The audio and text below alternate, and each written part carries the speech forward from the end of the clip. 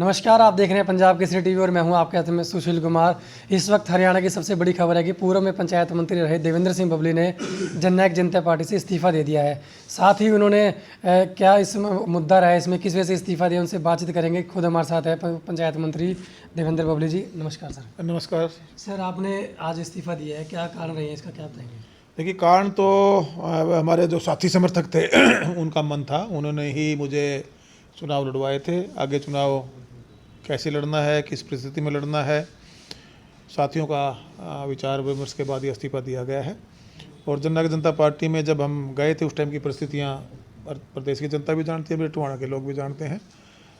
अब रास्ते अलग अलग हैं। टोहाना की जनता के आशीर्वाद से जो टोहाना में हम काम लेकर आए उनको आगे बढ़ाने के लिए अगली लड़ाई लड़ेंगे और टोहाना की जनता का आशीर्वाद मिलेगा। मैं दावे के साथ कह सकता हूं कि एक व्यवस्था परिवर्तन जो हमने टोहाना में की है, टोहाना के वोटर को हमने जागरूक किया है। जो एक दबाव डर भय की राजनीति थी उससे मुक्त कराया है।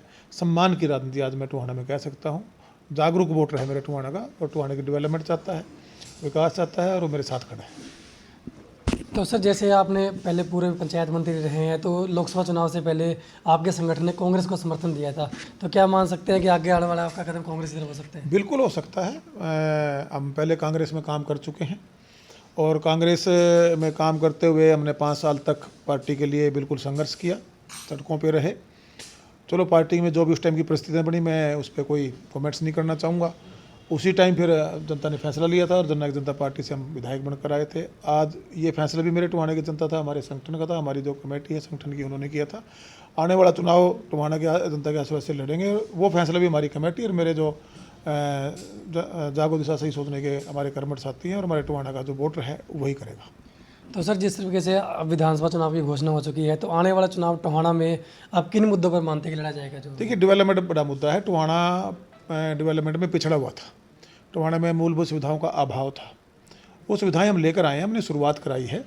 उसको पूरा करने का जो समय सीमा होती है वो लगेगी। मैं आज जो समय 5 साल का मुझे जनता की वोट की ताकत से बतौर विधायक और 2 साल के आसपास जो मुझे मंत्री रहते हुए प्रदेश में काम करने का मौका मिला, मैं पूरे विश्वास से कह सकता हूँ कि जिस विश्वास से मेरी टोहाना की जनता ने मुझे वोट दिया था, मैंने डेवलपमेंट डिलीवर की है।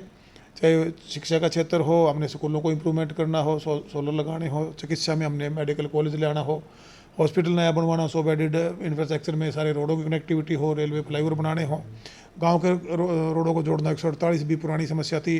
शहर की डेवलपमेंट के लिए पानी भराव समस्या थी, कॉलोनियों को पास कराना हो, बस स्टैंड बाहर निकालना हो, बाईपास कंप्लीट कराना हो, गाँव में सिर्फ गली नाली से बाहर निकाल के हमने आगे बढ़ाना, उसमें कम्युनिटी सेंटर, बिरनिया कैमरा और लाइट के साथ जोड़ों का जीर्णोद्धार हो, लाइब्रेरी जो एक बहुत बड़ी मांग थी, जिसकी शुरुआत भी हमारे टोहाना क्षेत्र के डोल्ट गांव से मैंने मंत्री रहते हुए पूरे हरियाणा प्रदेश में हमने 1207 बिल्डिंगें तैयार कराई, उसमें शुरुआत कराई हैं।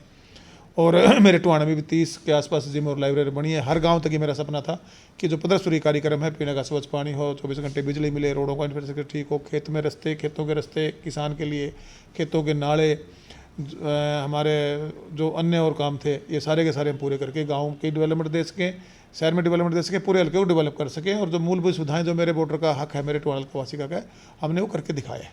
तो सर, जिस तरीके से आपके संगठन ने कांग्रेस को समर्थन दिया और कांग्रेस की जैसे अगर अभी बात की जाए, टोहाना से 21 उम्मीदवारों ने आवेदन किया है, तो कैसे फिट बैठ? ये लोकतंत्र की सुंदरता है।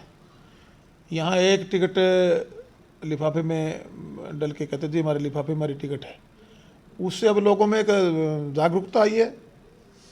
लोगों को एक हेल्दी कंपटीशन में आएंगे और वो तो पार्टी ने निर्णय लेना है कि जनता की पसंद कौन है और पार्टी के लिए लाभकारी कौन है, हल्के के लिए आगे जनता के पसंद होते हुए हल्के को आगे कौन बढ़ा सकता है। वो पार्टी के फैसले हैं। सबका स्वागत, सब करते हैं अपने अपने तरीके से। और मैं तो कहता हूँ सबको मैदान में उतरना भी चाहिए।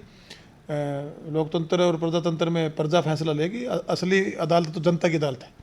जनता की अदालत में हम पहले इंडिपेंडेंट भी गए थे, जनता की अदालत में हम दूसरा चुनाव भी लड़के आए और जनता की अदालत में तीसरी बार भी जाएंगे। तो सर, क्या मानते हैं इस पे से टोहाना में विकास कार्य आपने करवाए हैं कि जनता का आशीर्वाद मिलेगा आगे भी? मैं पूरी उम्मीद के साथ कह सकता हूँ। मैंने सम्मान देने का काम किया है। हमने यहाँ एक कुर्सी डलती थी, हमने कुर्सियाँ डाल के चाय पानी की व्यवस्था की है। हमने लोगों को चंडीगढ़ के टायर नहीं कसवाए।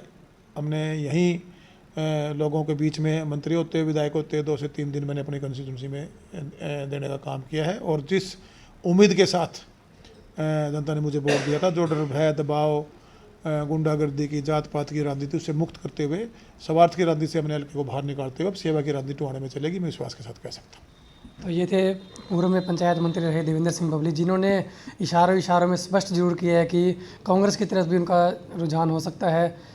मिलते हैं किसी और नई खबर के साथ, तब तक के लिए नमस्कार। हमसे जुड़े रहने के लिए हमारे YouTube चैनल को सब्सक्राइब करें और नई वीडियो की नोटिफिकेशन के लिए बेल आइकॉन को दबाएं। अगर आप ये वीडियो Facebook पर देख रहे हैं तो लाइक जरूर करें और ज्यादा से ज्यादा शेयर करें। धन्यवाद।